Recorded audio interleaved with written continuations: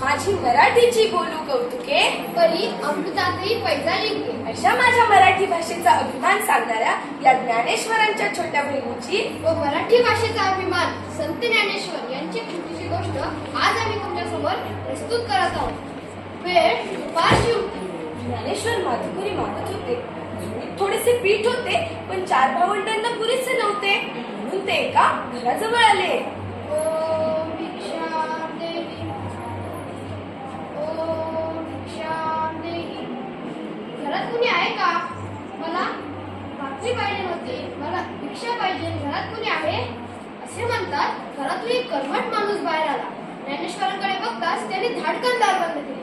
ज्ञानेश्वर पुढे निघाले. तितक्यात त्या माणसाने पुन्हा दरवाजा उघडला व तो ज्ञानेश्वरांना म्हणाला, ए पोरा, इकडे ये, इकडे ये.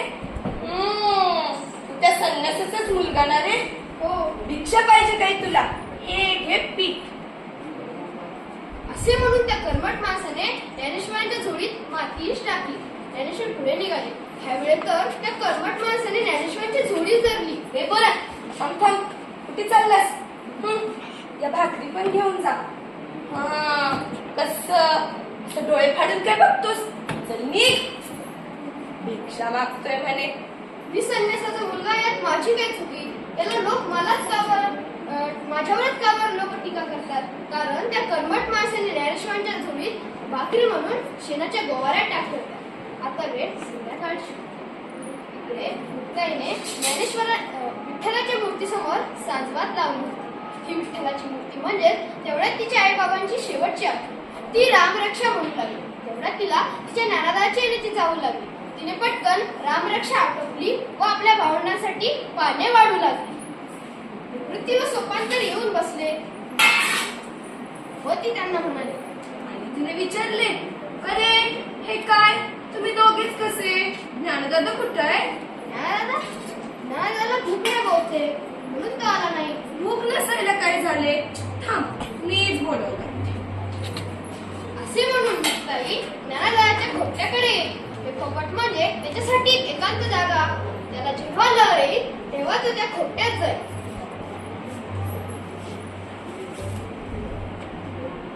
अरे ही तर ज्ञानदादाची झोळी. शी, या झोळीत तर माती आणि शेणाच्या गौऱ्या आहेत. मी दुष्टाने दिल्या असतील, पुन्हाच ठेव. म्हणूनच ज्ञानदादा रुसून बसले वाटतं. ए ज्ञानदादा, काठी उघडणार आहे ज्ञानदादा. ज्ञानदादा, अरे ऐकलंस का? चिंता क्रोध मागे सारा, ताटी उघडा ज्ञानेश्वरा. योगिका पावन मनाचा, साऱ्या अपराध जनांचा. ईश्वरा घे जाणे वंदी, सस्ती सुखे पाडी. शब्द शस्त्र झाले क्लेश, सर्वी मानावा उपदेश. विश्व ब्रह्म सोळा, ताटी उघडा ज्ञानेश्वरा. ताटी उघडा ज्ञानेश्वरा. ए ऐकलंस का रे दादा? तूच सांगतोस ना, जर आपल्यासोबत कोणी वाईट वागलं तर त्यांना क्षमा करावी, पण या स्वतःच रागावून बसलाय. अरे या झोळीत माती टाकणाऱ्याची बुद्धी भ्रष्ट झाली असणार, पण तू का कष्टी होतोयस? अरे जिथे शेत उगवते, जिथे पीक असते तिथे तण असणारच. जिथे फुलझाडे फुलतात तिथे काटे खुपणारच. असं रे काय दादा? सारं जग जरी आधीसारखं दाहक झालं तरी आपण सर्वांनी मात्र पाण्यासारखं शीतल असायला हवं ना? हे मी सांगायला पाहिजे का तुला? अरे जे दाताने जीभ चावली म्हणून कुणी बत्तीशी तोडतं काय? आपल्या सर्व संत महामंडळींवर खूप मोठी जबाबदारी आहे. हे मी सांगायला पाहिजे का रे दादा? आता अवघ्या विश्वाला तारायला हवे ना? ए दादा, दमले ना रे मी, पाय दुखले माझे. तुला तुझ्या बहिणीची दया नाही येत का? उघडणार ताकी लवकर. ए दादा, ऐकलंस का? तुम्ही तरुणी विश्वतारा, ताटी उघडा ज्ञानेश्वरा. ताटी उघडा ज्ञानेश्वरा. दादा, माझ्यासाठी नाही रे, पण या अंधारात चाचपणाऱ्या समाजासाठी ताटी उघड.